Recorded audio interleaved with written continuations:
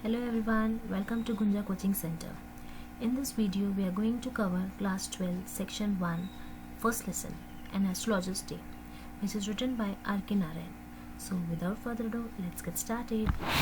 Before we start the lesson, let's see about R.K. Narayan.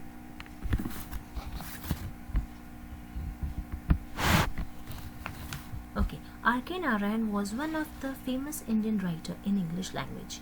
He was born in 1906 in Madras. He created the enchanting fictional world of Malgudi. His famous work was Malgudi Days, which is fictional village created by him, where realistic characters in a typically Indian setting lived. His stories were grounded with humor and energy of ordinary life. His other famous works were Swami and Friends, Bachelor of Arts, The Guide, The Man-Eater of Malgudi. This story was appeared in his short story collection in 1943. So let's get started. Okay, before we start line-to-line explanation, let me ask you a question. Who astrologers are? As you can see, the name of the chapter is An Astrologer's Day. It means we are going to study about an astrologer and about his day. What all activity he does in his day. Okay, so Astrologer's Day are the people who try to give prediction of future. The Jyotishi. You must have heard this in your life, right? Astrologer, the Jyotishi. हर किसी ने सुना होगा कि ज्योतिषी कौन होते हैं. Our parents, our grandparents, they used to go sometimes. Not all believe, but yes, some people in our country, in India, believe in astrology, right? So let's see the characters we have. 3 characters in the story. First is an astrologer who will be the main character of the story. This story is revolving around the astrologer. Our next character is Guru Nayak, the other main character. These two will only play the main leads. Whatever the story is, जो भी story घूम रही है, इन दोनों के साथ ही घूम रही है. The third is astrologer's wife. She has played a very short role and which is in last paragraph. Okay, so let's see. Let's start line-to-line explanation. An Astrologer's Day. We'll be reading it. मैं line-to-line explain करूँगी and then we will be reading it in Hindi. Okay? So let's get started. Punctually at midday, he opened his bag and spread out his professional equipment, which consisted of dozen of cowrie shells, a square piece of cloth with obscure wheeling mystic charts on it, a notebook and a bundle of palmyra writing. Now what does this paragraph means? This paragraph means हर रोज की तरह. Punctually means एक बिना किसी time change के every day mid day दोपहर के time पे ये जो एस्ट्रोलॉजर था ये क्या करता था, बिना टाइम ये कर वेस्ट करके अपने टाइम पे रेगुलरली पंचुअली ही ओपन हिज बैग, अपनी बैग खोल के स्प्रेड आउट करता था उसके प्रोफेशनल इक्विपमेंट्स. ना प्रोफेशनल इक्विपमेंट्स मीन्स वो equipments which he uses for his business, right? और इसका क्या बिजनेस था? एस्ट्रोलॉजी करना. तो हर रोज के टाइम पे दोपहर में ये एस्ट्रोलॉजर कुछ अपने प्रोफेशनल इक्विपमेंट्स निकालता था, जो क्या थे? Dozen of cowrie shells. As you can see in the picture, cowrie shells, ये है cowrie shells. Then beside it a piece of cloth with obscure. Obscure means छुपे हुए, उसमें छोटे छोटे से मिस्टिक चार्ट्स होते थे. मिस्टिक चार्ट्स अब क्या होते हैं? मिस्टिक चार्ट्स होते हैं हमारे छोटे छोटे से, जैसे ग्रह हम बोलते हैं ना कि ज्योतिषी पढ़ते हैं अंदर से तंत्र मंत्र के ग्रह, ये सब वो है. उसके क्लॉथ पे, एक क्लॉथ के पीस पे ये सब बना रहता था. A notebook and a bundle of palmyra writing. Palmyra writing means एक टाइप का लीफ होते थे, उस पर इनक्रिप्टेड रहते थे कुछ तो उसकी जो भी सीखी हुई चीज़ें थी, जो भी वो करता था उसमें उसका इनक्रिप्टेड रहता था. Okay, I hope you have understood this paragraph well. So let's see the second paragraph.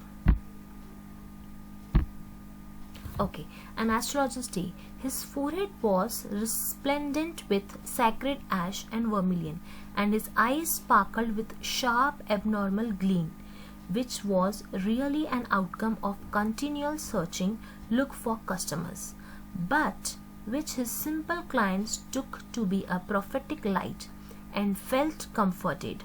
The power of his eyes was considerably enhanced by their position, placed as they were between the painted forehead and the dark whiskers which streamed down his cheek. Even half-wit's eyes would sparkle in such a setting. Now in this paragraph we can see it's written the appearance of astrologer. आप देख सकते हो in the picture there is one astrologer. I have kept it animated, so in this picture you can see the appearance. The same appearance is written over here. It is described in the same way. I have given it in the short form. This question might ask you in both. His appearance. Write down the appearance of an astrologer. तो हो सकता है आपको इसके questions आए. Now first we see the forehead. उसका forehead पे क्या था? Ash and vermilion. उसके पूरे forehead पे ash और vermilion. Ash means राख. जैसे हम राख बभूति लगाते ना, that is called ash. And vermilion means tikka. तो उसके फोरहेड पे क्या लगा हुआ था? एक तो उन्होंने बभूति ऐसे सेक्रेट बभूति लगाई हुई थी और उसमें एक बड़ा सा टिक्का लगाया हुआ था. उसकी आईज वर स्पार्कल्ड. हमेशा उसकी आईज से एकदम स्पार्कल, एक चमक होती थी. बियर्ड ना, उसकी बियर्ड जो थी, उसकी दाढ़ी streaming down the cheek, and his whiskers. Now if you see in the paragraph, it was okay. Now if you see in this paragraph, we have written here dark whiskers. Now what are these dark whiskers? The dark whiskers are these. This is called dark whiskers. जो बाल extra होते हैं ना years के यहाँ पे आते, तो ये उसके स्ट्रीम डाउन तक, चीक्स तक आते थे. और जो ये उसके हेयर थे, जो उसके whiskers, this is called whiskers, it was streaming down his cheeks. और इन सब इसके अपीयरेंस को लोग क्या समझते थे? उसके कस्टमर्स क्या समझते थे? उसके कस्टमर्स समझते थे कि ये एक प्रोफेटिक लुक है, मतलब सच में इसका कुछ जादू है, मैजिकल है, एन्चैंटिंग है. सो उसका अपीयरेंस कैसा था? उसका अपीयरेंस एकदम मैजिकल था. हेड पे was saffron, turban saffron. Saffron means orange colour का टर्बन पहना हुआ था. Now to crown the effect, he wore a saffron colored turban around his head, as I read before. उसके सर पे, उसने सर पे जो पगड़ी बांधी हुई है, ये सैफरन कलर की बांधी हुई है, which give the crown effect. मतलब इससे माशाल्लाह बात ही अलग, और उस पे जादू आ जाता था. This colour scheme never failed, as you can see most of the time. अगर हम कभी ऐसी जगहों पे जाते हैं where we can see, like Haridwar, जहाँ पे हम ऐसे ज्योतिषी बाबा pandit we can see, they almost most of the time they were orange color because that scheme never failed. People were attracted to him as bees are attracted to cosmos or dahlia stalks. मतलब लोग उसके ऐसे बिन बनाते थे जैसे Cosmos और बीज attract होती है कॉस्मोस और dahlia stocks. These are a kind of flowers, जैसे मक्खियाँ बिन बनाती है ना फ्लावर्स पे. It seems like the same. People भी, लोग उसकी तरफ आसपास इस तरह से बन बनाते थे. He sat under the bow of spreading tamarind tree. अब ये जो अपना बनाता था, ये जो उसका सेटअप था, his business actually we can call it as a business, right? He every day without fail at midday आता था अपने जगह पे, अपने रोज की जगह पे. कहाँ था इसका जगह था tamarind tree. He always used to sit below the tamarind tree के नीचे बैठ जाता था, अपने प्रोफेशनल इक्विपमेंट स्प्रेड करता था, which flanked a path running through the town hall park. Now this town hall park एक हॉल था, टाउन हॉल पार्क एक जगह थी, the place where this market was. It was a remarkable place in many ways. बहुत तरीके से remarkable था. क्यों था remarkable? Let's see. Now a surging crowd was always moving up and down this narrow road from morning till night. अब ये एक ऐसे टाउन हॉल में एक ऐसी प्लेस थी जहाँ पे मार्केट लगता है. Many of you have might seen ऐसे मार्केट लगे हुए रहते हैं, राइट? हमारे यहाँ पे भी, हमारे प्लेसेस, हमारे सिटीज में भी ऐसे मार्केट लगते हैं जो मॉर्निंग से, दिन से लेके रात तक, ऐसे morning you can see in the picture. इस टाइप के ऐसे मार्केट्स लगे रहते थे. तो ये टाउन हॉल का मार्केट है. यहाँ पे मॉर्निंग से लेके नाइट तक सर्जिंग क्राउड, मतलब क्राउड हमेशा अप डाउन मीन्स आता ही रहता था. A variety of trades and occupations were represented all along its way. अब यहाँ पे बहुत सारे, you must have visited the fair, right? हम बहुत टाइम ऐसा होता है कि हम ऐसे फेयर में ऐसे मार्केट में विजिट करते हैं, कुछ ऐसे वीकली मार्केट्स होते हैं, कुछ डेली मार्केट्स होते हैं। तो ऐसे टाइप का कोई मार्केट था वहाँ पे टाउन हॉल पार्क में, जहाँ पे ऐसे बहुत सारा क्राउड था जो पूरा दिन चलता रहता था फ्रॉम मॉर्निंग टिल नाइट। बहुत सारे ट्रेड्स एंड ऑक्यूपेशंस, मतलब वहाँ पे लोग अलग अलग वहाँ पे बिजनेस करते थे। क्या क्या करते थे, कोई मेडिसिन सेलर था, कोई sellers of stolen hardware, stolen of hardware means चुराया हुआ सामान भी लोग वहाँ पे बेचते थे, जंक बेचते थे, कोई मैजिशियंस थे। ऐसे ही मार्केट में कभी ऐसे मेला टाइप लगा हुआ है और वहाँ पे बहुत सारे मैजिशियंस थे। And above all an auctioneer of cheap cloth, वहाँ पे ऐसे चीप क्लॉथ का ऑक्शनर लगता था। Auctioneer means auctions you must have heard, right. Auctioneer मतलब हम ऐसे बोली लगाते हैं। तो वहाँ पे ऐसे ही एक कोई बिजनेस था, वो चीप क्लॉथ एकदम हल्के कपड़े हीप्स में बहुत ऐसे गठेरे जमा जमा के वहाँ पे ऐसे बेचता था कपड़े। Who created enough din all day to attract the whole town, मतलब ये सारे जो लोग थे जो ये बिजनेस करते थे, ट्रेड्स एंड ऑक्यूपेशंस वाले, ये पूरा दिन एवरी डे होल टाउन, ये जो टाउन हॉल का पार्क था, पूरा दिन इस पे दिन क्रिएट करते थे, मतलब पूरा दिन आवाजाही रहती ही थी। Next let's see another paragraph.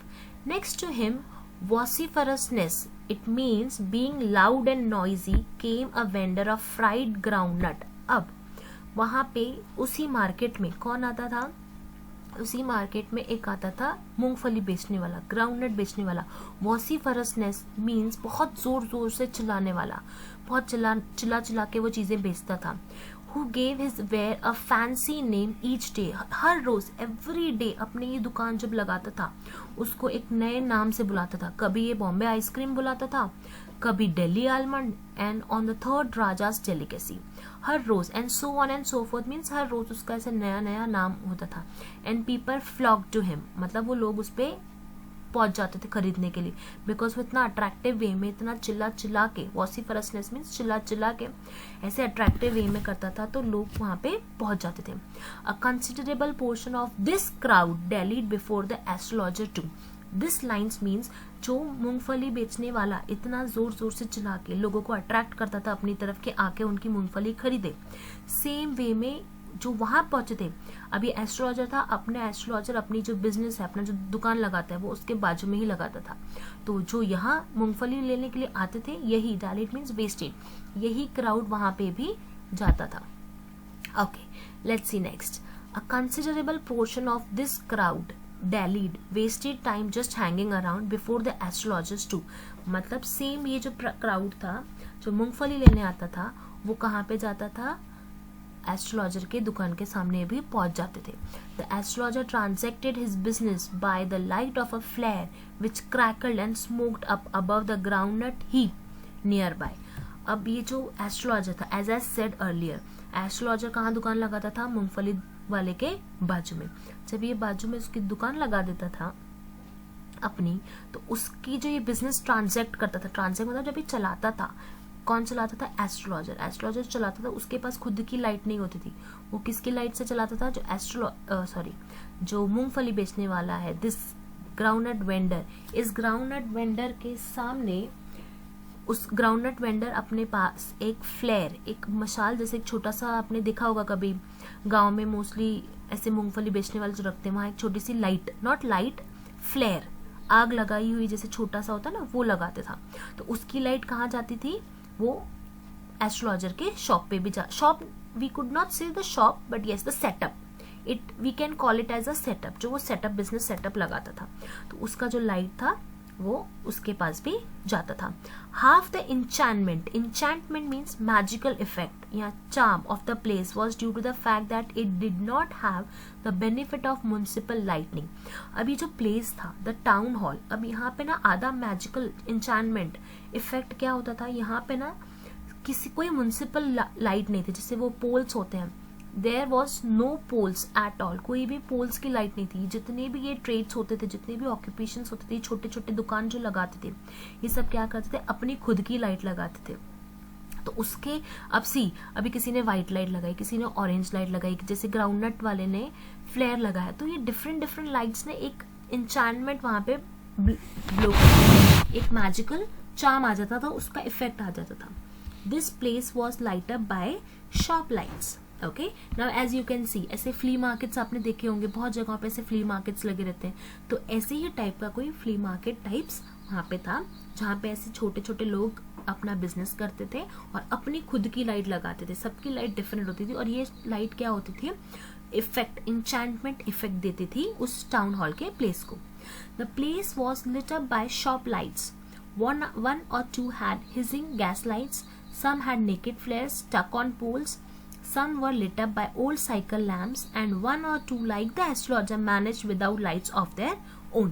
अब यहाँ पे सबकी लाइट्स डिस्क्राइब की हुई है, कोई कोई गैस लाइट्स होती थी किसी की नेकेड फ्लेयर, जैसे मैंने बताया जो हमारा वेंडर है मूंगफली वाला ग्राउंडनट वेंडर, वो कैसे लगाता था, फ्लेयर ऐसे मशाल टाइप का छोटा सा लगाता था, आग जैसा लगाता था उसके छोटे से पोल्स पे, तो सेम बहुत सारे लोग वैसे लगाते थे। कुछ साइकिल की ओल्ड लैम्प्स पुराने, जैसे यहाँ पे सब छोटे छोटे वेंडर्स थे जो बेचते थे, तो कुछ वैसे ही साइकिल लैम्प से भी काम चलाते थे। और कुछ तो ऐसे थे जैसे कि हमारे एस्ट्रोलॉजर, वो क्या करते थे, वो मैनेज करते थे लाइट्स बिना उसके खुद की लाइट के। वो इधर से उधर से, लाइक अभी सी अगर 2-3 जगह आसपास में है और वो बीच में बैठा हुआ है, तो उसको क्या मिल जाएगी, इधर से भी लाइट मिल जाएगी, राइट साइड से भी, लेफ्ट साइड से भी लाइट मिल जाएगी, and he manage on their own. It was a bewildering, that is confusing, baffling crisscross of lights, rays and moving shadows. अब वो ऐसा जगह उसने सेटअप लगाया था, ही वॉज वेरी शार्प। एस्ट्रोलॉजर बहुत शार्प था। उसने क्या किया था, वो एक ऐसी जगह पे बैठा था जहाँ पे राइट साइड से, लेफ्ट साइड से, दोनों साइड से क्रिस क्रॉस लाइट्स आती थी। एक जगह मूंगफली वाला था, दूसरी जगह दूसरा कोई वेंडर था, दोनों जगहों से ऐसे लाइट्स आती थी क्रिस क्रॉस होके। वो बहुत एकदम कंफ्यूजिंग इफेक्ट देती थी, समझ नहीं आता था कि क्या है, but it was suited very well for the simple reason that he had not in the least intended to be an astrologer when he began life. ये जो इफेक्ट था ये बहुत था confusing, but it was very suited well with astrologer. Astrologer को ये बड़ा suit हो जाता था। क्यों? क्योंकि उसका कोई इंटेंशन ही नहीं था। When he began his actual life, when he began his professional life, he was not intended to become an astrologer. उसने कोई एस्ट्रोलॉजी की पढ़ाई नहीं की हुई थी, उसको कोई इंटेंशन ही नहीं था to become an astrologer. He knew no more of what was going to happen to others then he knew what was going to happen to himself next minute. अब वो भी इतना ही उसको पता नहीं था कि लोगों के साथ तो जाने दो, उसे खुद नहीं पता था कि उसके खुद के साथ नेक्स्ट मिनट में क्या होने वाला है, right.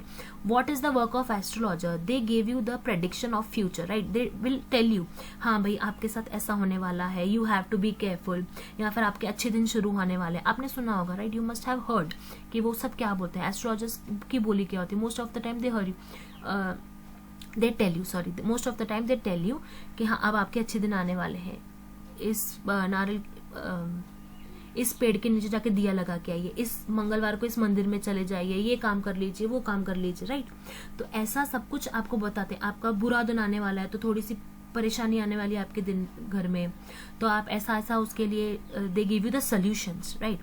But here the astrologer, he don't know himself what is going to happen with himself next minute. उसे खुद नहीं पता था कि अगले ही मिनट उसके साथ क्या होने वाला है, तो उसे बिल्कुल भी आइडिया ही नहीं था एस्ट्रोलॉजी एक्चुअली में क्या होती है। He was as much a stranger to the stars as were his innocent customers. ये एस्ट्रोलॉजी क्या होती है? Astrology is the study of stars, right? जैसे मिस्टिक चार्ट, अभी आप इन picture also you can see this is a type of mistake chart, जहाँ पे हम लिखे रहते हैं कि राहु शनि ये सब जो लिखे रहते हैं कि इस घर में है उस घर में है, this is called mystic chart. तो अब ये this is the study of stars. अब ये जो एस्ट्रोलॉजर है, he was as much a stranger to the stars as were his innocent customers. Now for example, अगर आप किसी एस्ट्रोलॉजर के पास गए, you don't know the astrology, right, आप गए ये इंटेंशन के साथ कि मुझे तो नहीं पता, let's ask to the astrologer कि भाई अगला मेरे साथ क्या होने वाला है। मैं अगर if you are in 12th standard, how you are going to do in your studies, right. तो ये सब उसके कस्टमर्स को वहां पे उतने ही स्ट्रेंजर था स्टार्स को जितना वो खुद था। उसे खुद भी नहीं पता था कि ये स्टार्स की स्टडी है क्या। Yet he said things which pleased and astonished everyone. फिर भी वो ऐसी चीजें बोलता था, ऐसी चीजें प्लीज करता था लोगों को कि लोग क्या हो जाते थे, एकदम उसकी बातों में आ जाते थे। एस्टोनिशमेंट, सरप्राइज हो जाते थे। Oh yes he is correct, मतलब आपको इतना घुमा देगा बातों में कि हाँ आप मान जाओगे कि यस जो एस्ट्रोलॉजर बोल रहा है is correct. That was more a matter of study, practice and shrewd guess work. Now what does these lines means? ये लाइन्स क्या बताती है कि ये ज्यादा स्टडी क्या है, उसकी स्टडी है. स्टडी मीन्स स्टार्स की स्टडी नहीं है, उसने कोई स्टार्स नहीं पढ़ा था, बट उसने लोगों को पढ़ा था, उसको लोगों को पढ़ना आता था, उसकी प्रैक्टिस थी, बहुत टाइम से ये सब वो इस एस्ट्रोलॉजी में आया था, तो उसे पता था कि how does this work, how does this setup, how does this business work. And shrewd means he was very clever, having power of judging people. उसे ये लोगों को परखना आता था. That is what shrewd means. उसे पता था कि लोग कैसे हैं. उसके साथ सी बहुत सारे से लोग होते हैं, they understand, they reads the faces, right. आपको अगर आपके आजू से कोई जा रहा है एंड इफ ही और she is in a very tense mood, तो you can guess it, right, कि हाँ भाई इसका मूड खराब है. तो सेम वॉज विथ एस्ट्रोलॉजर. उसे लोगों को परखना बहुत अच्छे से आता था. तो ये सिर्फ उसका गेस वर्क ही था, वो सिर्फ अंदाजे ही लगाता था. All the same, it was as much an honest man's labor as any other. But ये जो भी काम करता था बहुत दिल से करता था, ऑनेस्टी के साथ करता था. और ये उसका लेबर मीन्स वो बहुत मेहनत से ही काम करता था. भले ही उसे इस चीज का कोई आइडिया नहीं था, but he was having the study, he was having the experience. उसे पता था कि कौन चीज कैसे कहाँ पे यूज करनी है. And he deserve the wages he carried home at the end of the day. और जितना भी वो इस सब चीजों से कमाता था, ये सारा वो डिजर्व करता था. लाइक फॉर एग्जाम्पल, अगर पूरे दिन भर में ही गेट्स 3 to 4 कस्टमर और may be 10, sometimes this depends on your customers, right. तो जितने भी आपको कस्टमर्स मिल रहे हैं, तो जितना वो वेजेस, जितना वो कमाता है, वो लेके जाता था, वो डिजर्व करता था, क्योंकि उतना वो दिमाग लगाता था कि हाँ भाई ये लोगों के साथ मेरे को क्या बोलना है, कैसे काम करना है. If you don't no what is actual study of this, किसी भी चीज में if you are not knowing the particular study, you use your brains, right. तब आप आपके दिमाग ज्यादा ही लगाते हो कि कहाँ पे क्या बोलना है. तो एस्ट्रोलॉजर भी ऐसे ही करता था, गेस वर्क करता था, उससे प्रैक्टिस थी ये सब करने की. तो what ever the wages he earn in a day, at the end of the day what ever he carries, he deserve that. Okay, now अब the paragraph which I will read will be saying the past of his life. अब ये जो पढ़ेंगे हम, ये उसका past बताएंगे. He had left his village without previous thought or plan. If he had continued there, he would have carried on the work of his forefathers, namely tilling the land, living, marrying and ripening in his cornfield and ancestral home. अब उसने क्या किया, उसने अपना village, अपना गांव छोड़ दिया बिना किसी प्रीवियस प्लान के. इम्पल्सिव में उसने एकदम उठा और उसने अपना गांव छोड़ दिया बिना किसी सोच के, भाई अगर मैं गांव छोड़ रहा हूँ तो what next he would do. But उसे कोई भी प्लान्स नहीं थे कि मैं क्या करने वाला हूँ, कोई थॉट प्रोसेस पीछे से नहीं था. अगर वो गांव में रह जाता तो उसे क्या करना पड़ता, उसे वही काम करना पड़ता जो उसके फोरफादर्स, मतलब जो उसके एंसेस्टर्स, उसके पेरेंट्स, उसके ग्रैंड पेरेंट्स, जो सदियों से उसके घर पे गांव में लोग करते आ रहे हैं. लैंड को चिल करना, वहां पे ऐसे ही रहना, जैसे you can see in the picture, agriculture करना, मैरिंग, शादी कर लेना, and ripening in his cornfield and ancestral home. बस वहीं पे सड़ जाता उसके एंसेस्ट्रल जो घर था. But that was not to B.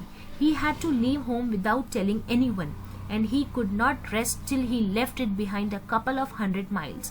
और उसे बस था कि बस मैं निकल जाऊं, उसे अपना घर छोड़ना था और उसे किसी को भी नहीं बताना था जब तक वो कुछ 100 माइल्स वहां अपना गांव छोड़ के कहीं दूर किसी सेफ प्लेस पे पहुंच नहीं जाता था, तब तक उसे किसी को भी कुछ नहीं बताना था. To villager it is a great deal as if an ocean float between. Okay, next, he had a working analysis of mankind's trouble. उसे ना ऐसे लोगों की एनालिसिस थी कि भाई लोगों, इंसान की, as I said he was very sharp. दिमाग तो बहुत ज़्यादा था, उसे बहुत ज़्यादा आइडिया था कि ये सब काम कैसे करता है, ये जो एस्ट्रोलॉजी है ये काम कैसे करती है, लोगों के, उसे ना लोगों को परखना आता था. He was shrewd. तो उसे पता था कि लोगों की, मैनकाइंड्स ट्रबल मीन्स लोगों की प्रॉब्लम्स एक्चुअली में होती क्या है. See, everyone in the life has some और द अदर प्रॉब्लम्स. हर किसी के लाइफ में प्रॉब्लम है. Students have some students life problem, parents have some other problem, problem of money, problem of human ties, marriages, हर किसी के life में कुछ ना कुछ प्रॉब्लम है. तो he was aware about that. उसको ये वर्किंग एनालिसिस पता थे कि लोगों की लाइफ में एक्चुअली में प्रॉब्लम्स क्या क्या होते हैं. मैरिजेस की प्रॉब्लम होती है, मनी की प्रॉब्लम होती है, and the tangles of human ties, कैसे लोग एक दूसरे से जुड़े हुए हैं but still they don't want to be together. Long practice had sharpen his perception. अब वो बहुत टाइम से ये कर रहा था, तो इससे उसकी परसेप्शन जो उसके नजरिया था वो बहुत शार्प हो गया था. उसे पता था कि कौन सी चीज कहाँ काम आती है. Within 5 minutes he understood what was wrong. 5 minute में उसको पता चल जाता कि गलत कहाँ पे है, कौन सी चीज कहाँ गलत हो रही है. ही charge 3 pies per question, never opened his mouth till the other had spoken for at least 10 minutes. अब वो एक क्वेश्चन का 3 pies, 3 पाई मतलब ऐसे पाई पैसा होता था कि 1 पैसा 2 पैसा. तो यहाँ पे क्या बता रहा है, 3 pies चार्ज करता था for 1 question. And his tactics, उसकी स्ट्रैटेजीज क्या थी, ही never open his mouth till the other had spoken. वो खुद एक भी चीज नहीं बोलता था पहले. ही वेट्स, जब तक कोई और नहीं बोलता है. ये उसकी स्ट्रैटेजीज थी which provided him enough stuff for a dozen answers and advices. और ये जो उसकी स्ट्रैटेजी थी वो उसे काम कर जाती थी. क्या काम करती थी, उसे टाइम मिल जाता था कि वो आंसर्स दे सके और कुछ उसके पीछे अगर उसे कुछ एडवाइस देनी है वो दे सके. Right, see everyone gives advice to someone. Right, आपको भी इफ समवन आस्क यू कि भाई मैं ये कर लूँ या ये मैं गाड़ी खरीद लूँ, कौन सी गाड़ी अच्छी है, someone will give you some और the other advice. Same goes with astrologer. उसे स्टार्स का नॉलेज नहीं था बट उसे वर्किंग एनालिसिस पता था कि प्रॉब्लम्स क्या होती है और उस प्रॉब्लम पे कैसे टैकल करना है. तो इसी से वो क्या करता था, उसकी स्ट्रैटेजी उसने बनाई हुई थी. वो पहले खुद अपना मुंह बिल्कुल भी नहीं खोलता था. He never open his mouth. What he do is he just wait for other people और other person to speak whatever the customer says. वो वेट करता था कि कस्टमर पहले क्या बोलता है, उसके बाद it gives enough time to analyze कि हाँ भी इसका मैं आंसर क्या दूं, क्या एडवाइस मैं इसको दूं. When he told the person before him, gazing at his palm, in many ways you are not getting the fullest results for your efforts. अब ये भाई उसका क्या करता था, आप किसी को भी बोल दो आप जितना मेहनत कर रहे हो ना आपको उसका फल नहीं मिल रहा है. Everyone will believe this line, right? अगर if I will ask you, आप पढ़ रहे हो like you are the student of class 12. If I ask you, यार आप मेहनत तो बहुत कर रहे हो लेकिन आपको उसका रिजल्ट नहीं मिल रहा है, बराबर, तो you would agree to me, right. आप मान जाओगे हाँ मैडम बराबर तो बोल रही हैं कि मैं पढ़ता तो बहुत हूँ, सुबह से लेकर शाम तक पढ़ता रहता हूँ लेकिन मेरे रिजल्ट अच्छे नहीं आते. तो ये ऐसे ही कुछ उसके सेंटेंसेस थे. 9 out of 10 were dispose to agree with him. Like the students which are here in this channel who are listening to me might agree with me. 9 out of 10. Yes madam, you are right. हम पढ़ते तो सुबह से हैं लेकिन result नहीं मिलता. जब हमारी टेस्ट होती है कॉलेजेस में, स्कूल्स में, we don't get good marks. Where we are wrong. तो ऐसी ही चीज़ों पे 9 out of 10 people always agree with him. और he questioned. और फिर वो क्या करता था, उसके ना कुछ selected lines थे. Is there any woman in your family, maybe even a distant relative, who is not well disposed towards you?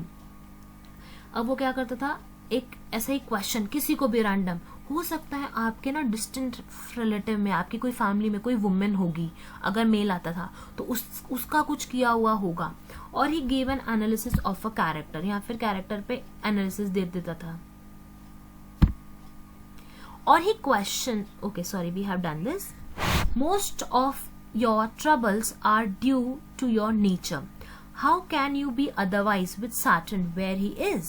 अब वो क्या करता था, नेक्स्ट उसका घिसा पिटा क्वेश्चन, आपके ज्यादा से ज्यादा जो ट्रबल्स हैं, आपके जो ज्यादा से ज्यादा प्रॉब्लम्स हैं आपकी लाइफ में, वो आपकी नेचर की वजह से. सी हर किसी को पता चल जाता है कि 2 मिनट में और मे बी 10-15 मिनट में कि हाँ भाई this person has anger issues और this person is very introvert. We get to know, right, when we talk with people, many of this people come to know what the other person's nature is.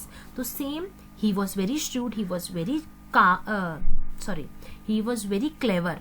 तो उसका क्या होता था, उसको ये idea रहता था कि हाँ भाई इस पर्सन को उसका नेचर क्या है. तो वो एक घिसी पिटी लाइन बोल देता था कि आपका जो प्रॉब्लम है ना भाई साहब, आपका जो प्रॉब्लम है वो आपका नेचर है, राइट. तो इसमें आपका शनि भी ये करता है, आपको वो भी कर देता है. You have an impetuous nature and a rough exterior, ये उसके लाइन्स होती थी. इम्पीटियस मीन्स इम्पल्सिव, आप बहुत इम्पल्सिव हो. इम्पल्सिव मीन्स जो बहुत बिना सोचे समझे एक रिएक्शन दे देते हैं, that is called impulsive nature. This endured means likeable, ये ना लोगों को बहुत पसंद आ जाती थी. उन्हें पता चल जाता हाँ यार एस्ट्रोलॉजर बात तो सही कर रहा है, ये जो बाबा है, ये बाबा जी बात तो बड़े सही बोल रहे हैं, करेक्ट है. हाँ, मेरा नेचर थोड़ा सा इम्पल्सिव है, I sometimes behave in impulsive, right. Him to their hearts immediately, for even the mildest of us loves to think that he has a forbidding exterior, threatening personality. और ये सब क्यों होता था? क्योंकि उसकी जो personality, the way he has created his appearances, किसका अपीयरेंस? एस्ट्रोलॉजर का. जो हमने स्टार्टिंग की स्लाइड्स में पढ़ा, जो उसका अपीयरेंस था, फोरहेड पे ऐश लगाना, बड़ा सा वर्मिलियन मीन्स बड़ा सा टीका लगाना, उसकी जो बियर्ड थी, उसकी दाढ़ी बड़ी बड़ी, उसकी जो विस्कर्स हैं, बाल ईयर्स के यहाँ पे बड़े बड़े उसके विस्कर्स जो स्ट्रीमिंग डाउन द चीक्स तक थे, ये उसके अपीयरेंस से लोग ना थोड़ा सा थ्रेटनिंग पर्सनालिटी लगती है. हाँ, ये जो बोल रहे हैं बाबा जी करेक्ट है, हो सकता है इनकी बातों में सच्चाई हो. The nuts vendor blew out his flare and rest to go home. This was a signal for the astrologer to bundle up too, since it left him in darkness, except for a little shaft of green light which strayed in from somewhere and touched the ground before him. अब पूरा दिन खत्म हो गया. शुरू से वो बैठा हुआ था, उसने अपना सेटअप लगाया. उसने सेटअप कहाँ लगाया? टैमरिन ट्री के नीचे सेटअप लगाया. हमने उसका अपीयरेंस देखा, वो बैठा था, लोग आते थे उसके पास. नॉलेज नहीं थी, सॉरी, उसके पास पूरा एक्सपीरियंस था, श्रीउड था, तो उसे पता था हाउ टू जज पीपल. तो ये सब पूरा उसका बिजनेस सेटअप चलता था. रात हो गई. See, this was astrologer's day, right. उसने अपना मिड डे में, दोपहर के टाइम पे, रोज के टाइम पे उसने अपना लगाया बिजनेस. अब रात हो गई. अब रात को जो नट्स वेंडर है उसने फ्लेयर को ब्लू आउट किया, बंद किया. You can see over here, this is what I was saying.